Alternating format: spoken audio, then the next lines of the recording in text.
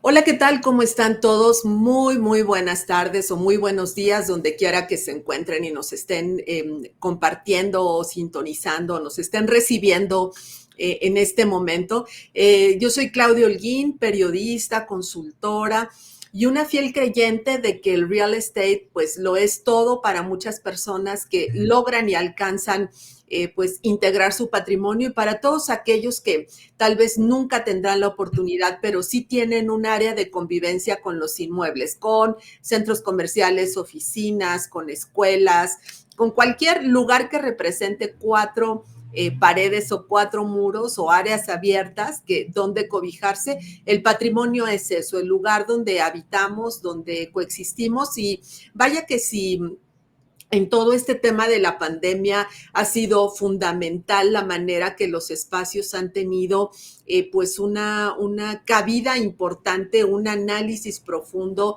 de cómo ya no pueden seguir siendo lo mismo. Y por eso en Intelligence Claudia Holguín y en mi trabajo editorial y periodístico buscamos siempre cómo integrar y cómo sumar en la culturización del tema inmobiliario, porque es muy importante entender pues el modelo, el fenómeno y todo lo que va pasando. Los inmuebles son inmuebles atemporales, que eso es muy importante recordarlo, y es por eso que decidimos hacer este paso nuevo en el proceso de la plataforma y la generación de contenidos a través de las collabs o colaboraciones, y una de ellas muy importante es la que estamos iniciando en este primer episodio de Patrimonio Peninsular con Elías Ganem. Elías, bienvenido, me da mucho gusto. Agradezco tu perseverancia y persistencia de decir, no importa que no duermas, vamos a seguir aquí trabajando por la comunidad y por las personas que, insisto,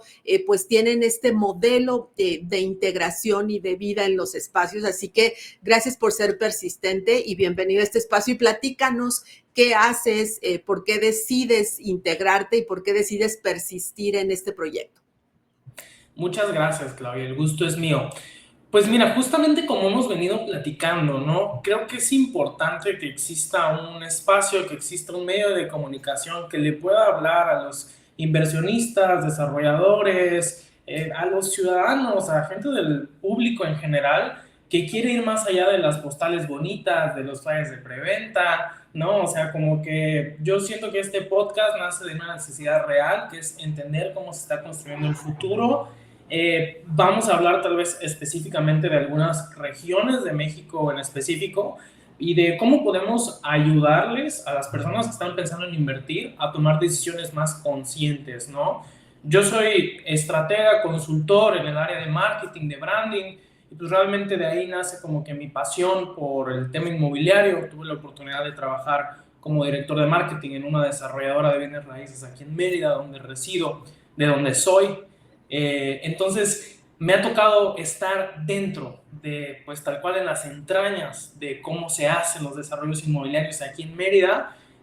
Tuve pues, la oportunidad de estar dentro, de vivir la experiencia como tal, y ahora verla de fuera como consultor para muchos de estos desarrolladores. Entonces, me emociona mucho el poder compartir contigo este espacio en el que creo que podemos pues hablarle a las personas de una manera aterrizada y directa, sin muchos rodeos, sin mucho de este lenguaje así como que muy espacial, de qué está pasando realmente y que obtengan información aterrizada, que entiendan y que no sea pues como que este tema muy técnico o de venta, ¿no? No queremos venderles nada con este proyecto, queremos aportar información a esta plática, ¿no?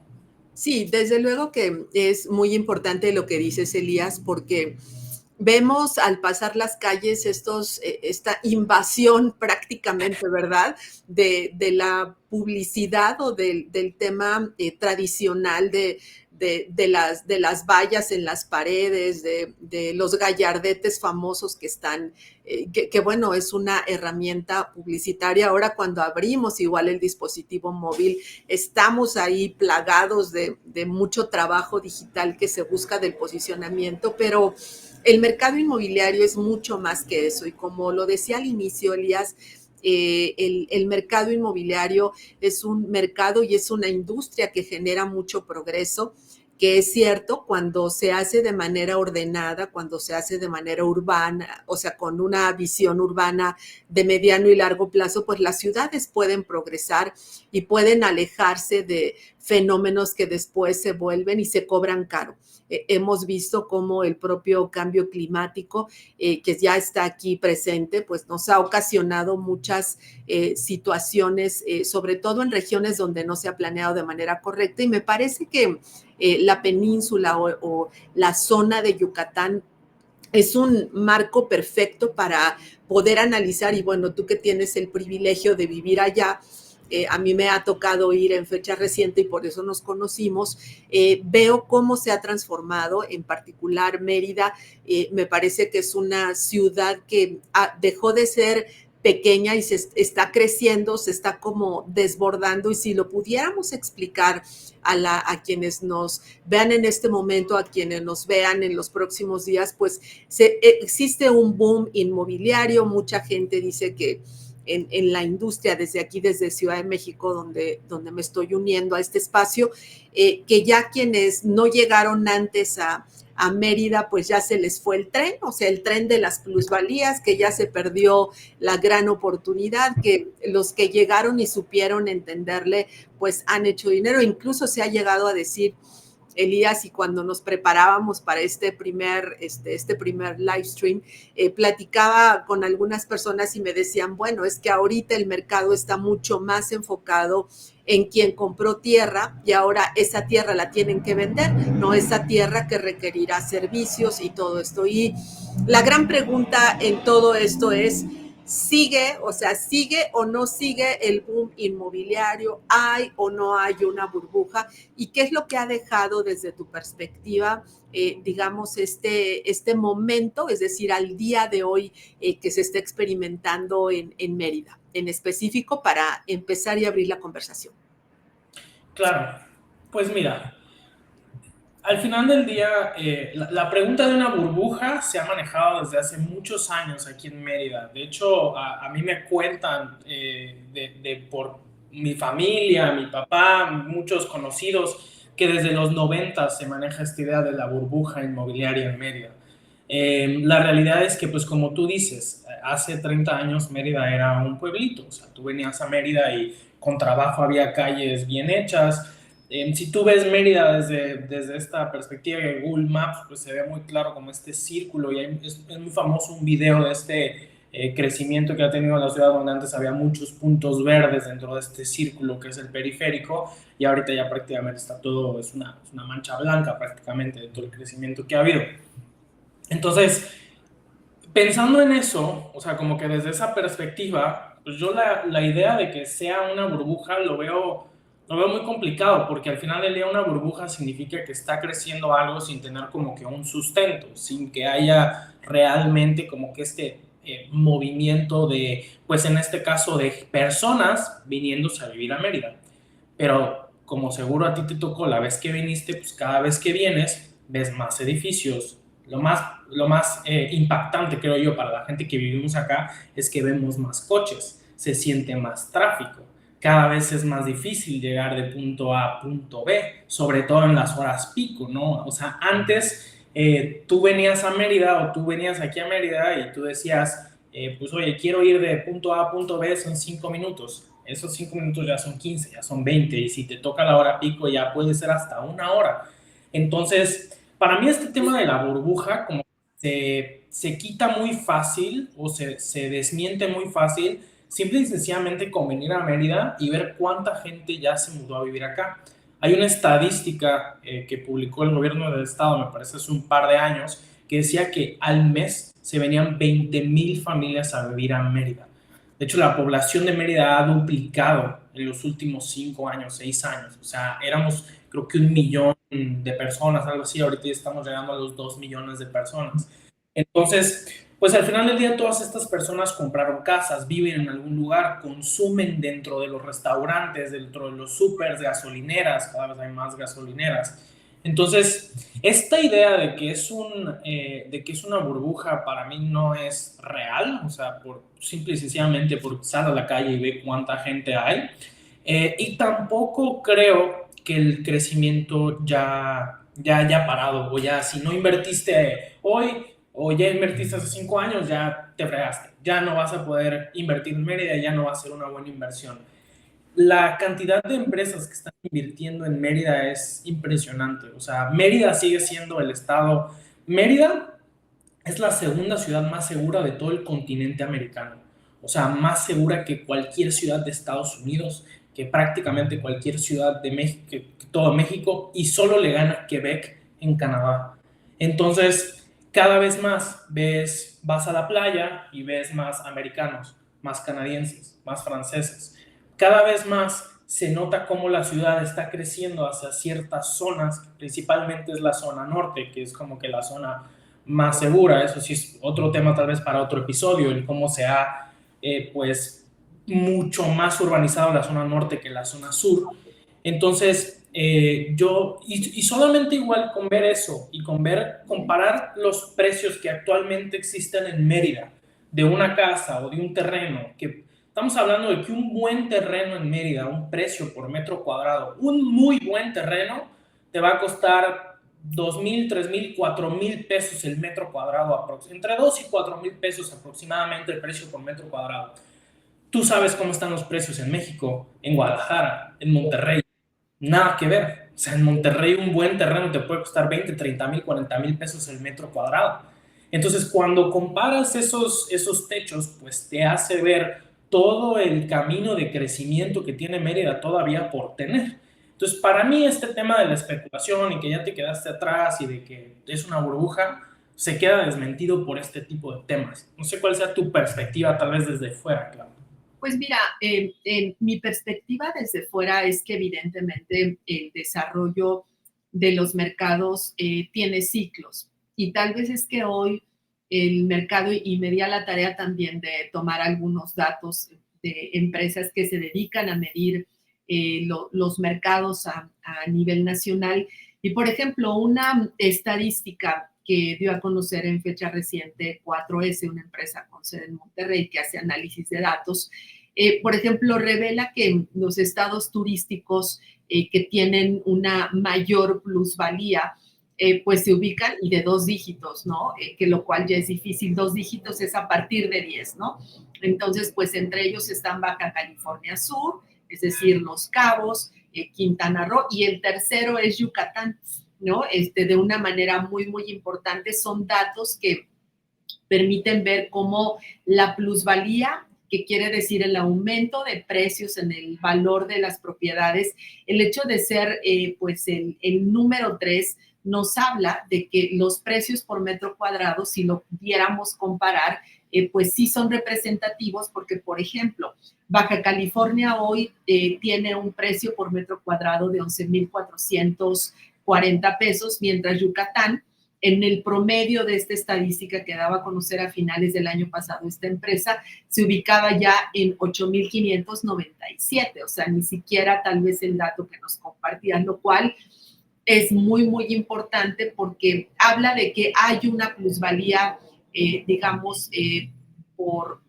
porcentual de alrededor de 56,3%, lo cual es muy importante. ¿Cómo podemos saber, además del número, si es bueno o es malo? Pues simplemente atendiendo al hecho de que los inmuebles ya de por sí, y eso es un tema muy importante, todos los inmuebles en nuestro país, salvo algún terremoto, algún tema climático, algún huracán, cualquier inmueble en nuestro país al menos tiene un aumento de precio igual o superior que la inflación, es decir, el aumento de precios. Entonces, solo por esto ya es importante, pero en los procesos de preventa de las propiedades, siempre hay este indicador, ¿no? De a ver, si tú compras hoy, el precio de lista ya no va a ser el mismo así compras el próximo mes, ¿no? Lo cual es muy, muy importante tener en cuenta. Y generalmente se toman los procesos con base en 18 meses, ¿no? De cómo se comporta ese parámetro o ese valor de la propiedad. Y me parece que con estos datos que compartía, pues podemos ver cómo este nivel ha sido como incremental y cómo este nivel es muy, muy importante a tener en cuenta porque nos habla de que sigue siendo, insisto, de las 10 principales ciudades que se miden, es la segunda a nivel nacional, ¿no? ¿Por qué es importante decirlo? Pues porque me parece que de ese tamaño de plusvalía es donde, por ejemplo, ha habido mayor crecimiento de vivienda, mayor colocación de crédito, que el lugar número uno en colocación de crédito, tal vez no en valor de propiedades, eso sí lo podemos compartir, es Monterrey. Y Monterrey por alguna, bueno, sí sabemos por qué, por el nearshoring, por la manufactura, por Tesla, no Tesla, sí o no, pero dabas tú esta proporción de la población migrante que había llegado justo en los últimos años a Mérida. Bueno, en Monterrey también hay una población migrante tan alta que le ha convertido ya por segundo año al menos de ser el principal estado, la entidad, superando incluso a Ciudad de México en colocación de crédito hipotecario. Entonces, esto, Elías, es muy, muy representativo y nos permite observar pues todo esto, ¿no? O sea, todo esto que está alrededor de la evolución que se tiene respecto al mercado. Ahora, hay también otro tema y una realidad, y tú lo podrás saber un poco más. O sea, ¿qué tanto han crecido en realidad los precios o sea, los precios de las propiedades? Hay más preventa, hay más procesos de venta, o sea, de venta pura de producto ya terminado. ¿Qué es lo que se ve o lo que se respira en las calles de Mérida? Sí, estaría interesante investigar si ese dato, Clau, es de, o sea, lo que mencionabas del precio por metro cuadrado, si es construido o por terreno, porque la verdad es que 8,000 pesos por metro cuadrado aquí en Mérida sería muy, o sea, sería un terreno así de que muy premium, ya sabes. Digo, sí, en promedio, o sea, de lo que se ve en la calle y que tú preguntas, y yo soy el típico que ve una lona de que se vende o se reclama y muchas veces pido información nada más como para estar enterado. Y te digo, un terreno promedio, o sea, terreno sin construcción, un terreno baldío, está como en 1,500, 2,000 pesos cuadrados. Ya si te vas a las mejores zonas, en la zona norte, 4,000, 5,000 pesos, 8,000 pesos. O sea, para que te des una idea, por ejemplo, un metro lineal en la playa, que bueno, eso es otra ventaja de Mérida, que tiene este acceso a la playa, sí te puede llegar a costar hasta 1,000, 2,000 dólares el metro lineal, le llaman, ¿no? El metro lineal de playa. Pero realmente así 8,000 pesos sí se me hace alto. Lo vamos Eh, a compartir. Cuando subamos el post y esto o en la siguiente edición, les diremos qué quiere decir porque me hiciste verificar la estadística y sí, ese es el valor que da. Yo creo que debe ser construido, no de terreno. Y también no hay que olvidar, o sea, ustedes ya en Mérida tienen torres, ¿no? O sea, desarrollo vertical que era difícil que se pudiera dar, torres y tienen proyectos de estos del segmento de lujo, donde hay un proyecto que es de Infinitum, o sea, que tiene, y me decían hace poco que ya tiene pues más del 70% ya colocado, está ahí Hacienda Xcanatún, que tiene sus branded residences o sus residencias de lujo que también tienen ahí valores muy, muy importantes y me parece que estamos hablando de esos valores y ahora que estuve en Mérida, alguien me compartía, alguien local, que pues esperaban que todo este progreso se pudiera reflejar en el bolsillo de muchas personas que hoy sirven y atienden a los turistas que llegan a la entidad. Y me parece que ese es un desafío no solo de Mérida, es un desafío de las zonas turísticas, o sea, es un desafío nacional de cómo logramos compensar el progreso de estas ganancias que existen, de estas plusvalías en salarios mejor remunerados. Y creo que ahí la entidad tiene, como muchas otras, una deuda muy importante con la población. Es cierto, se ha utilizado este aspecto cultural como en el storytelling que dicen, ¿no? De las inversiones y de cómo la gente o el viajero está buscando llegar a las entidades, pero llegar de una forma en donde puedan respirar y vivir la cultura. Y me parece que, bueno, la península tiene mucho por ofrecer, tiene mucha cultura, pero también pues se requiere que esa comunidad o esa localidad pues sea bien remunerada. Y creo que yo estaría viendo eso como una gran área de desafío, Elías. No sé qué opinas. Sí, total. O sea, creo que uno de los puntos clave es justamente cómo la inversión extranjera transforma esta dinámica, ¿no? O sea, realmente un factor clave del boom yucateco es la llegada de la inversión extranjera y de compradores foráneos, principalmente de Estados Unidos, Canadá y Europa. Y esto está cambiando el rostro de Mérida y de muchas localidades alrededor, ¿no? Justamente, mucha gente llega a Mérida y dice, está baratísimo, que para muchos, o sea, para todos los estadounidenses y europeos que llegan, los precios de Yucatán están, pero hasta estamos hablando de que un costo promedio por casa de 4 o 5 millones de pesos, pues sigue siendo 60-70% más barato de propiedades equivalentes en Estados Unidos y no sé, aquí en Europa, ¿no? Y también comparado, con, por ejemplo, con Tulum, ¿no? O con Cancún, ¿no? Que estamos hablando de que estamos a 2-3 horas en coche, ¿no? Entonces la realidad es que mucha gente llega aquí con la idea de que está baratísimo y pues está baratísimo si llegas de fuera, ¿no? Pero justamente eso genera, digo, yo no lo veo como esta forma de gentrificación como algunas personas mencionan. Yo creo que si está viniendo gente de otros países a invertir en tu ciudad está padrísimo, o sea, qué bueno que le vean ese atractivo, qué bueno que quieran invertir acá, pero justamente como tú dices, o sea, cómo eso va a ayudar a las personas que vivimos acá, que trabajamos acá, a que la calidad de vida suba para todos, no solo para algunas personas que viven dentro de un country club o de un club privado, donde está padrísimo todo adentro, pero apenas sales y hay tráfico, está sucio, hay basura, las calles ya no van, o sea, ¿cómo podemos asegurarnos, tal vez desde tu perspectiva, Clau, de que estamos, cómo sabemos que estamos urbanizando más rápido de lo que nuestras ciudades pueden soportar? Me parece que en el caso de Mérida hay todavía muchos desafíos, pero también hay cosas positivas.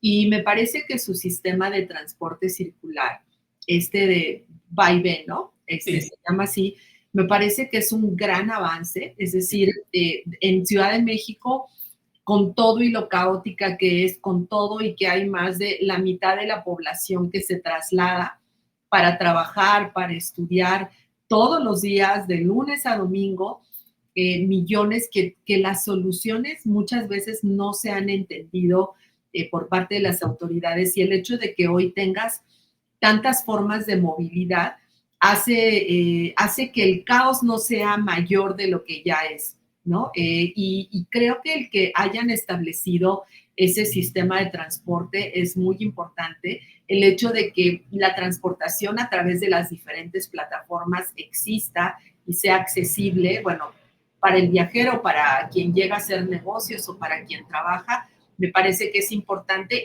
e insisto, sigue siendo, me parece, un desafío cómo logras que todo eso esté vertido tanto en la persona de a pie como en el que se va a buscar una oportunidad de trabajo.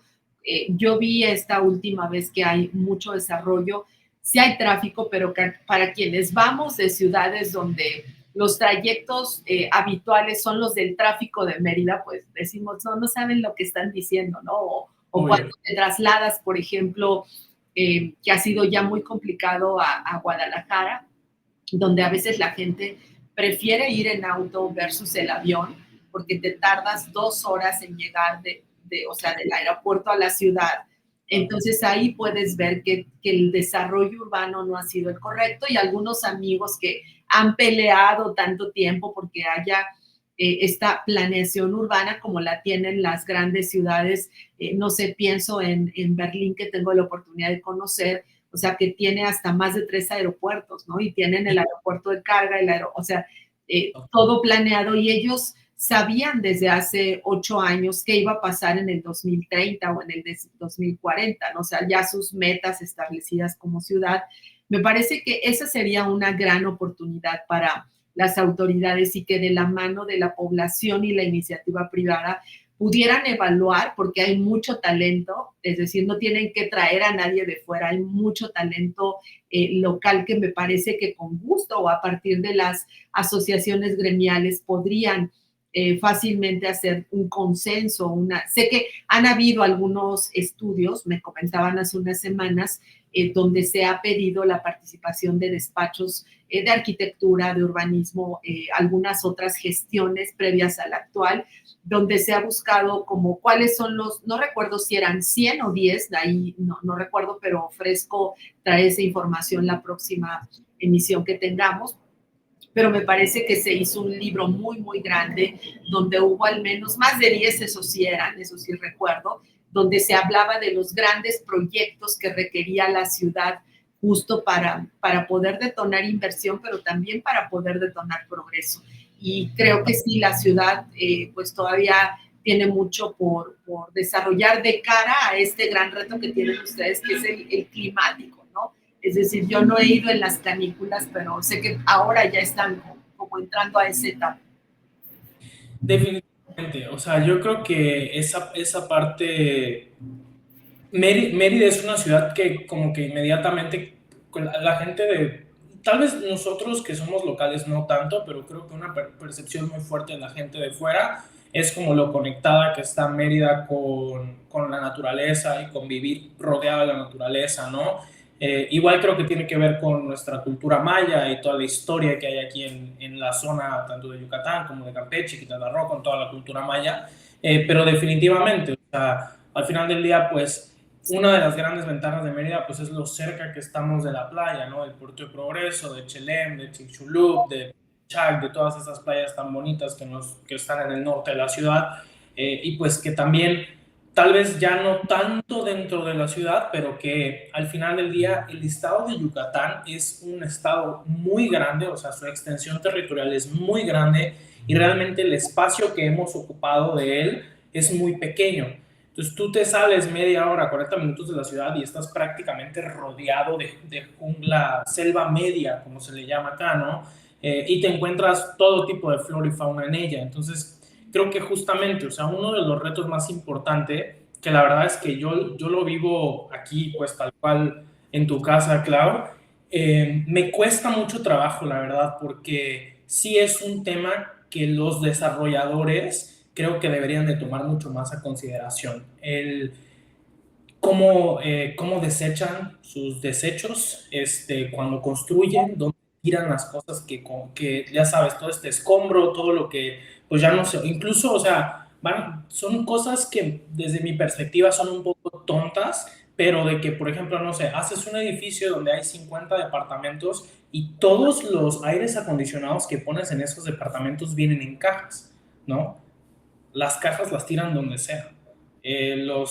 O sea, todas ese tipo de detallitos, o sea, que al final del día, bueno, dices, la caja es cartón, no hay tanto problema, pero el unicel que viene dentro de la caja, o sea, todas esas cosas, creo que son cosas que no sé si estamos ignorando como sociedad, pero que sí yo lo veo personalmente, el cómo me toca ver camiones tirando basura en medio de la jungla. O sea, que no hay ningún tipo de regulación, yo no veo ningún tipo de multa ni ningún tipo de incentivo para estas desarrolladoras de decir ya no voy a hacer esto.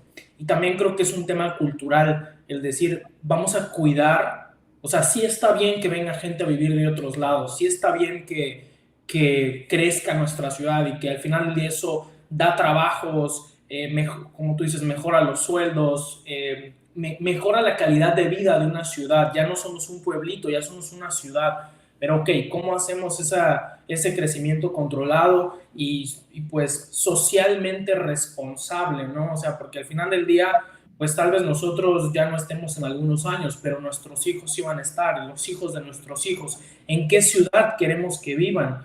Tal vez ya no van a vivir en la Mérida de los 90, pero que en la Mérida de los 2040, los 50, al menos guarde, ¿no? Un poquito de sentimiento que te daba venir a Mérida cuando eras más chico, que es una ciudad limpia, una ciudad moderna, una ciudad que se preocupa por mantener estas raíces tan pegadas en la naturaleza y en proteger la flora y fauna que nos rodea, ¿no?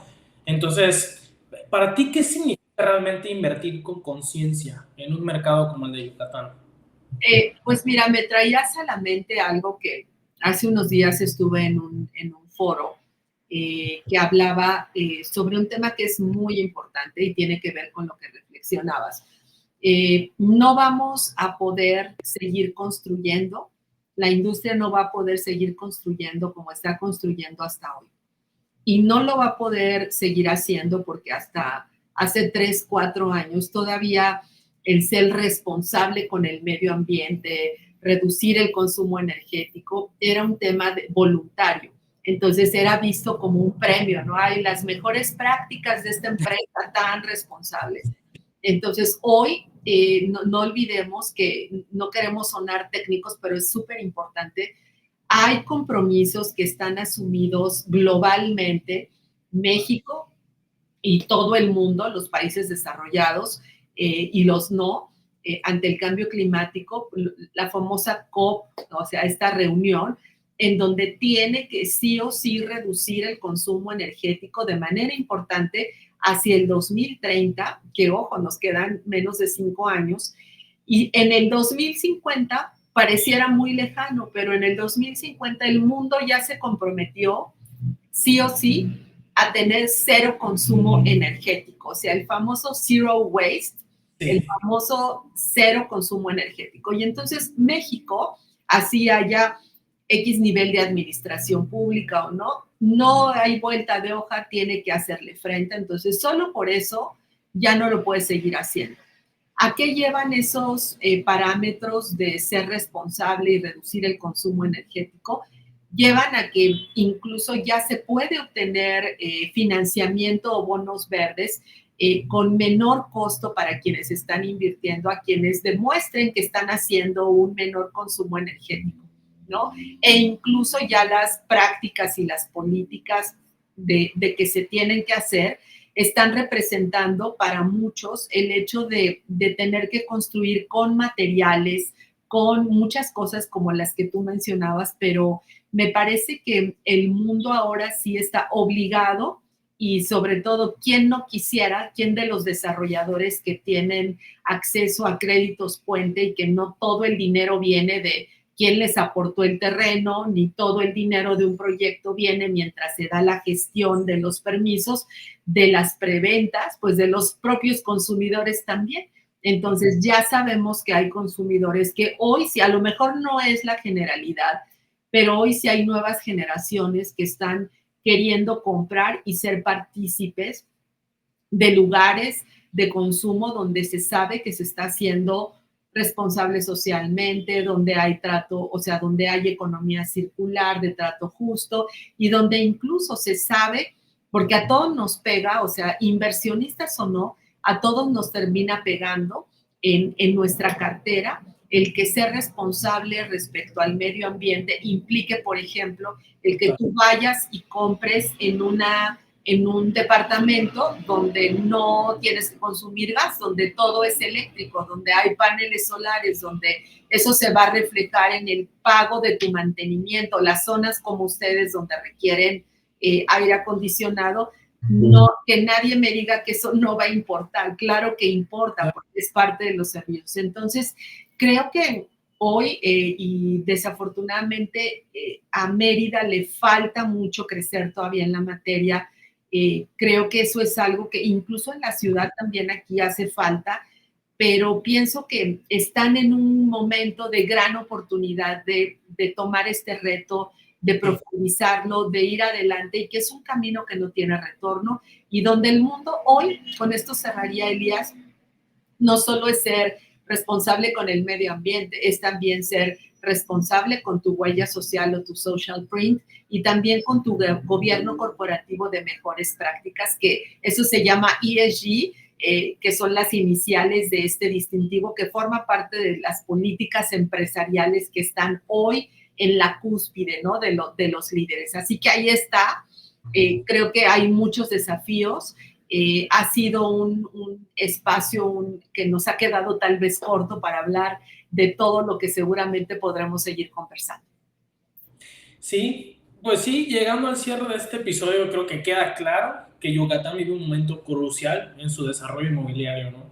Tenemos indicadores de un mercado dinámico, apuntalado por el crecimiento poblacional, la llegada de nuevos residentes nacionales y extranjeros y una economía regional en expansión, pero también sería ingenuo ignorar las señales de pues que estamos en un momento importante, en un momento crucial. Tal vez hay algunos compradores que no planean habitar las viviendas, sino solo invertir, y algunos terrenos vendidos como que sin plan de desarrollo inmediato. Pues obviamente hay señales o hay advertencias de que estamos caminando sobre una burbuja. Creo que es importante que se conviva como que el entusiasmo con la precaución, ¿no? De que sí, hay que tener pues muy como que el tema de que el desenlace va a depender de las acciones de políticas públicas acertadas, también la participación ciudadana y la responsabilidad de cada desarrollador e inversionistas, ¿no? Entonces, les queremos agradecer por escuchar este análisis del boom inmobiliario yucateco. Esperamos que esta conversación les haya brindado como que una conversación y una visión más completa, y haremos estos live streams con Claudia y yo llamados Patrimonio Peninsular todas las semanas. Si les gustaron, por favor denle like, compártenlo, y estaremos viéndonos todas las semanas aquí, Claudia y yo, hablando de temas diferentes sobre Yucatán y las diferentes penínsulas que hay en México. Entonces, y, y no olviden que todo este esfuerzo se hace con la suma de muchos. Si queremos llegar lejos, no más rápido, entonces aquí estaremos sumando voces, estaremos sumando puntos de vista. Creo que fue un primer ejercicio muy, tal vez muy en general. Creo que para hablar del tema del boom nos quedamos ahí, o al menos de mi lado, con varias asignaturas pendientes.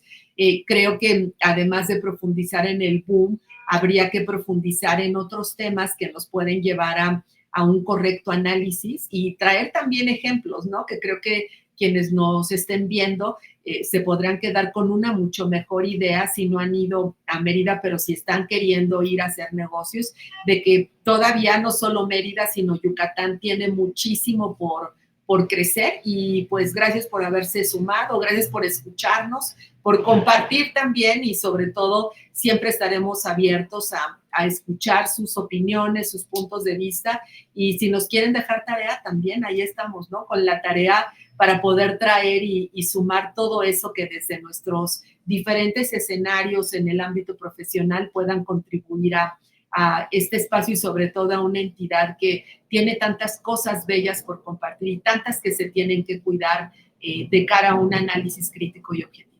Sí, déjenos sus comentarios si tienen algún tipo de feedback o alguna pregunta que nos quieran hacer, con mucho gusto la responderemos. Sigan a Claudia en sus redes sociales, síganme a mí también, y nos vemos en la próxima edición de Patrimonio Peninsular. Muchas gracias. Hasta la próxima.